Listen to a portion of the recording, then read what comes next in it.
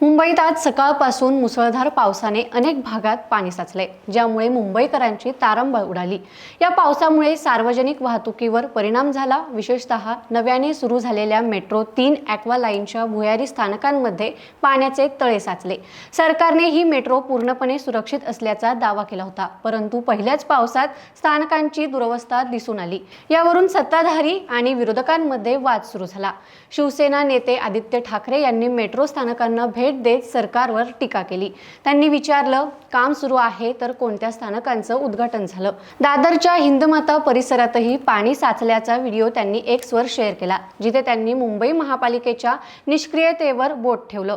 त्यांच्या मते भाजपच्या ताब्यातील पालिकेने पावसाळ्यापूर्वी कोणतीही तयारी केली नाही, ज्यामुळे शहर बुडालं।